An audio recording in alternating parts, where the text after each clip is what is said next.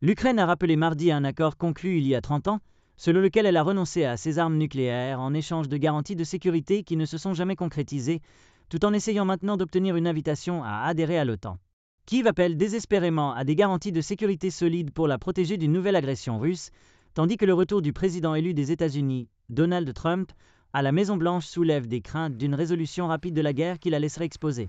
Le ministère ukrainien des Affaires étrangères a rappelé le mémorandum de Budapest de 1994 qui a conduit Kiev à renoncer au troisième plus grand arsenal nucléaire du monde en échange de garanties de sécurité, y compris de la Russie, après l'effondrement de l'Union soviétique en 1991.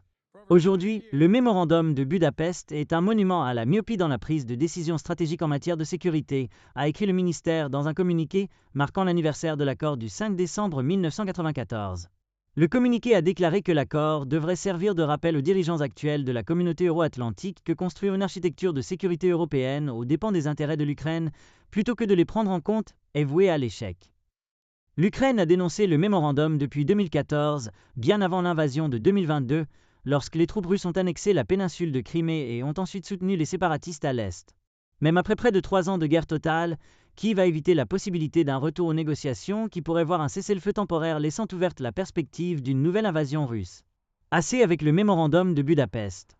Assez avec les accords de Minsk. 2 fois c'est assez, nous ne pouvons pas tomber dans le même piège une 3e fois. Nous ne pouvons tout simplement pas faire cela, a déclaré le président ukrainien Volodymyr Zelensky. Kiev souhaite que les membres de l'OTAN étendent une invitation à l'Ukraine lors d'une réunion des ministres des Affaires étrangères de l'Alliance qui commence mardi, alors que l'invasion approche de la marque des 3 ans et que la Russie avance sur le champ de bataille. Nous sommes convaincus que la seule véritable garantie de sécurité pour l'Ukraine, ainsi qu'un moyen de dissuasion contre une nouvelle agression russe contre l'Ukraine et d'autres États, est l'adhésion pleine et entière de l'Ukraine à l'OTAN, déclare Zelensky.